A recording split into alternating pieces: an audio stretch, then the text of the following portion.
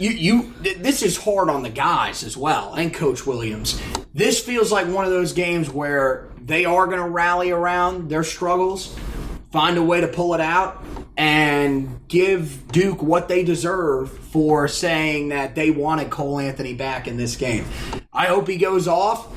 Honestly, I hope more than anything, Garrison Brooks can return to the form that we've seen from him for most of ACC play before Cole Anthony's return, and that would be promising. That's what I'm hoping for at this point, and I think Carolina gets it done. They find a way to upset Duke and get a big win over the Rat. Okay, so with that, we'll wrap this thing up with our final segment, Beat the Buzzer. Welcome to Beat the Buzzer. And before we get to what we're initially going to talk about in this, it was announced that because this is the 1-year anniversary of the rivalry, Nike went out and made some special uniforms for the rivalry. And look, they are awful. Yeah, this season just keeps getting worse and worse. Whoever designed these uniforms, just next time do better. The only saving grace they have is that, especially for Carolina, that is what they wore in 1920. For Duke, like I said, they were Trinity at the time, so they didn't have the D on their chest. So I guess that's the only saving grace. I can't wait to hear what Roy has to say post-game because he, as traditional as they come, one of the reasons why I love that kind of stuff. Because especially if they get beat, he is going to publicly make a fit about that, and it'll be funny. But the main thing we're going to focus on in this is it was announced today that Joel Berry, former Tar Heel, national champion, most outstanding player of the 2017 Final Four, is going to be honored at, I presume, halftime of the Duke game. So I'm a big Joel Berry guy. I go back and forth with him and Marcus Page being my favorite Tar Heel I've ever got to see. Pretty cool that they're doing it on the night of the Duke game because in his career, he was known to get up for this game. You look at what he did in the 2017 game at home against Duke. He dropped a game high, as I pull up the stat, 28 points. Hit 5 3-pointers. That was the game that we actually were at game day for. And then Up Dogs, where we may or may not have come close to breaking one of their street side tables. And I'm pretty sure I scarred a poor waitress for life. She was just trying to give you some more water, man, and she did not. That was not a good sign for her. Isaiah Hicks missed a free throw, and it was just. It was not. It was not the good night for her, but it was a good night for Joel Berry. 28 points, 5 of 5 from deep. For the game was 9 of 14 from the field, so all his misses were from 2-point land. And we've talked about it at times. It's kind of weird how Carolina beating Duke under Roy Williams kind of leads to runs at winning a national championship. All 3 home wins against Duke in the years they won the national championship all happened on senior night. So you've got that plays into it. And they all felt like, even that 09 team, because that was for first place, it was like, okay, well, if they win this game at home against Duke, then you're going to feel a little bit more comfortable saying, okay, we're going to win a national championship. Right. And if that 17 team, like, we got convinced earlier in the year, like, okay, man, this team's national title good. They had their lumps during ACC play. They lost at Cameron the first time they met. Of course, that was a game they were without Theo Pinson in. But that was a game that kind of signaled to us, okay, now they're ready. And Joel Berry was a big part of that with that performance. And then in 2018, that was the game that was at home in February. Wasn't a great statistical game from Joel, but led the team in scoring with 21 points. Was 6 of 7 from the foul line.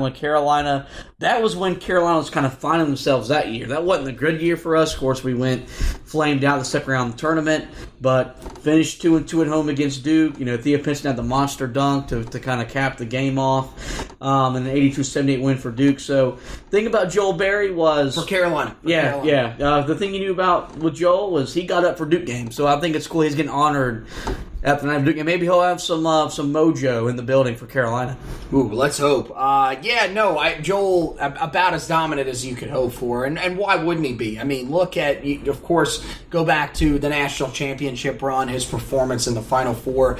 Joel Berry was just a guy that got up for big games. He was always ready to go for those types of games. And yeah, that game that he, drops 28 back in 17. And that was just phenomenal because, yes, we were the guys that were street side doing the bow and arrow celebration that he used to do a little bit early in his junior year when he would hit threes early in his junior year when he hit threes. So just one of those guys that when you talk about guys in program history that maybe don't get as much recognition as they should, Joel Berry feels like one of those types of guys because he was kind of he came after Marcus Page, who came after, of course, Ty Lawson. So, with Kendall Marshall sandwiched in the middle as well.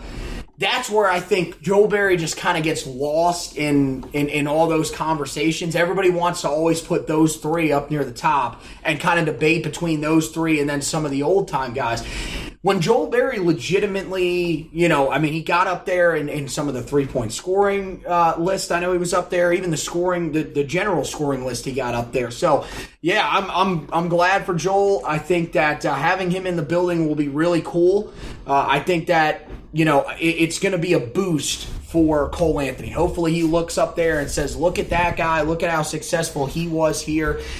Because let's be real honest, if you're just going off a talent level, Cole Anthony probably has more talent than Joel Berry. Joel Berry just played with the heart, got teammates involved, did what he had to do to find ways to win these types of games. And I'll be interested to see if maybe this team can channel some of that energy in this game. And the other thing is, Roy always loves these types of things because he always loves to see his old players back. So that's really cool and just shows how important this rivalry actually is, that they're going to honor someone that great during the middle of the game. That's just great. So.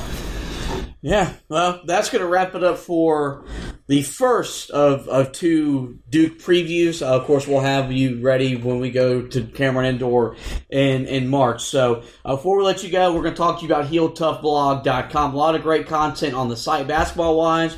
The Duke game, we got you covered. My preview on the website, HeelToughBlog.com. We'll have you covered post-game. It is going to be a little bit different, guys. Me and Anthony, we are out of town on a business trip. We are not going to be able to watch the game live. We will have you covered, though, with my recap, his analysis, and, of course, the podcast. So bear with us. Maybe a delay, but we're not going to miss out on breaking down the first of two Duke games. So basketball-wise, we'll have you covered. Football-wise, big story today. Mack Brown loses the most important recruiter on his staff, Tim Brewster, after 1 year has left Chapel Hill for Florida.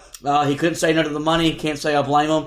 Anthony writes about what that means for now and down the road. As like I said, he was a big part of why the recruiting was turned around under Mack Brown in just in 1 year. So make sure you check out HeelToughBlog.com. We'll talk about QC Broadcasting. Failed to mention the last time our website is officially live, QCBroadcasting.com. We've got podcasts that cover Carolina. You got my podcast, Anthony's podcast, Dan DeWitt's podcast. So you go there, get your Tar Heel fix. We got some for Virginia Tech football. We added so many in a short time that my mind has slipped. You got the NC State podcast. Got NC State covered, yeah. So if you got friends of those. And then coming soon, Panther podcast. Yeah. And we already have one that does cover the Panthers a little bit, but does general Charlotte sports under construction. They're doing some great stuff. So, yeah, go check that out. Yeah, so just go to QCBroadcasting.com.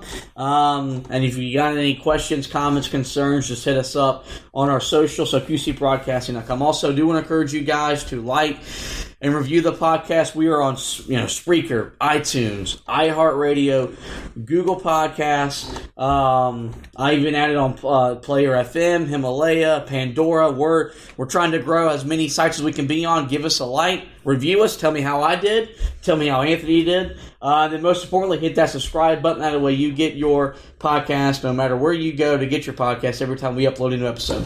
Well, want to thank Anthony for taking some time, staying up late as we're recording this podcast, wee in the hours of the morning to talk a little Carolina basketball, get you ready for the Duke game. I want to thank you guys for listening. Go Tar Heels and go to hell, Duke.